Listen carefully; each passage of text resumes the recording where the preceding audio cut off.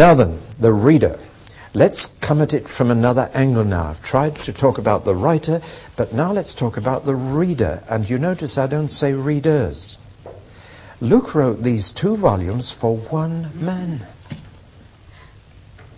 Now that's incredible. His name is Theophilus, which means Mr. God-friendly. But we'll call him Theo for short. Now, who was Theo? And why would this doctor write so much for one man?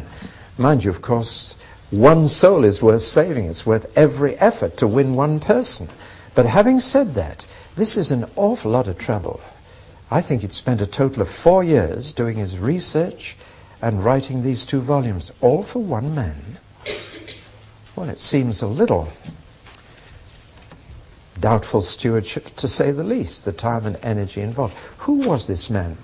Now, there are 2 theories, and what I'm going to tell you now is speculation, but it fits. Sometimes we can take the evidence and deduce something from it. The first theory is that Theophilus is an imaginary figure. It's like we might say, I'm writing this book for the sincere inquirer. Dear Mr. Sincere Inquirer. And that Theophilus is a made-up name, God-friendly, to mean somebody who's interested in the faith, who's wanting to find God, who's looking for God. Well, then here's an account of how you may, through Jesus. Well, that's a nice theory. I don't think it fits all the facts. I believe Theophilus was an individual, that Mr. God-friendly really did exist. And we've got to ask, why would Luke write 2 volumes for just one man? Must be a very good reason. And this is where we move into theory and speculation, as I've admitted. But nevertheless, was he a publisher, for example? Because then he would spread all this as quickly as possible. Or was he a teacher? So did Luke see him as a very good potential convert because he was a good communicator and could spread it? Well, possible. But there's one possibility that really does fit. He is obviously a man of some importance, some public office, because he gives him a title as well as a name. He says, Most Excellent, Mr. God-friendly. And only a few people held that title in the ancient world. And the possibility is this, that he was a lawyer, even perhaps a judge, but certainly a lawyer, and that would earn that title. Now, why would Luke want to give a lawyer such a full account, first of Jesus and then of Paul? The answer is he's the lawyer who's going to defend Paul at his trial in Rome. And the lawyer has said, now Paul, if I'm to defend you, I want a full brief. I want to know about this Jesus you say you follow and how this new religion started. I want you to tell me everything that will help me in presenting your case, and I want you to give me all you can about your own life and how you've got on with Roman authorities everywhere, what you've been charged with before, what your previous trials have been about. I want to know everything I can. And I think dear Dr. Luke said, Paul, I'll write that down for you. Leave that to me. I'll do the research. When he was in Jerusalem, he researched the life and death of Jesus, and in Rome, did all the research and writing down of Paul. Now, if this is right, it would explain so much in both volumes. To put it very simply, it explains why in both volumes the Romans are entirely sympathetic to this new religion. You never get a Roman criticizing either Jesus or Paul.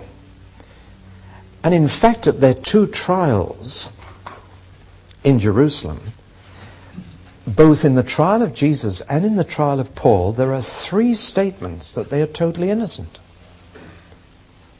Pilate 3 times says this man is innocent. 3 times Roman authorities say Paul is innocent. We could let him go free if he hadn't appealed to Rome. Do you follow this? So that in fact, both volumes say the trouble that Christians have caused is not because of anything they do. It's because the Jews have always stirred it up, not the Romans. In Roman eyes, both Jesus and Paul were totally innocent. Now, can you see how the brief is building up? And it explains a whole lot more. For example, we call the Acts of the Apostles. It isn't at all. 2/3 of it is about Paul. And as soon as Paul is converted, everybody else disappears from the scene, and the whole thing is about Paul. You see? Peter's only mentioned to lead up to Paul. Then as soon as Paul comes, Peter's forgotten. The whole thing is to defend Paul and say to the Roman authorities, there is nothing seditious or subversive about this new religion. It is always sympathetic to the authorities. Paul is a Roman citizen. Jesus was innocent by Roman law. It was only because of Jewish pressure that Jesus was crucified. Only because of Jewish pressure that Paul's ever got into trouble, as far as the Romans are concerned. Now you see, the key is that in Rome, Paul was on trial in a place where the Jews could not twist the verdict. In Jerusalem they could. But Paul is now in Rome, and the Jews can't interfere with justice.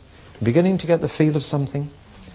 So that if this is the briefing of Paul's lawyer to defend him, it all fits. And I'll tell you what really does fit, the fact that Acts finishes so abruptly. Have you ever noticed it seems to suddenly stop?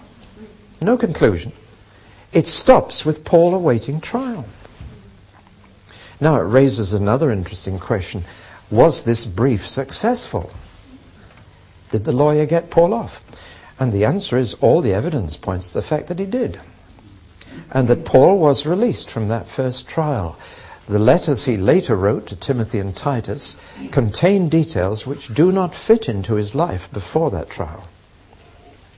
They clearly imply that he had later freedom and was later rearrested and then found guilty and beheaded. There is even a strong tradition that he reached Spain, which was his ambition. He wanted to reach Spain and plant churches there. Some of the ancient churches in Spain claimed that Paul was their founder. We can't say for certain, but the evidence of tradition points to the fact that Paul was released at his first trial, but then rearrested and later beheaded. So it looks as if Luke's work was not wasted. Having said all that, if Luke wrote it primarily to save Paul's life and save this great missionary, this apostle, for more ministry, then he succeeded. But having done that, aren't we grateful to God that Luke ever did the research and gave that brief? Because otherwise we would have no account of the early church. And it fills a vital gap between the Gospels and the letters, and is indeed essential to understanding the whole New Testament. So there it is. I mean, the fact that Paul gives his testimony 3 times in the book of Acts. You must have noticed that. And yet none of the other apostles give their testimony. So why is Paul's testimony so wonderful or so important? Well, because it's Paul who's on trial. And it's vital that they hear what he said at every one of his previous trials, so that it all can be used in evidence for him and not against him. Well, I'll leave you with that speculation, but it seems to me that the 2 volumes answer perfectly the questions of a lawyer who said, who started this new religion? How did Paul come to be involved? And how have Roman authorities reacted to it elsewhere? And those are exactly the questions a lawyer would want to have answered in his brief. My wife and I have seen people through court, and we've sat in barristers' chambers, and they're exactly the kind of questions they want to know. And we've got it here. Well, whether that's so or not, nevertheless, Luke must have had a wider audience in mind, and I hope that what he'd researched would reach a wider audience, and indeed it has. Even the court hearing would be heard in public, so the public would hear all these facts. They'd be brought out in the court.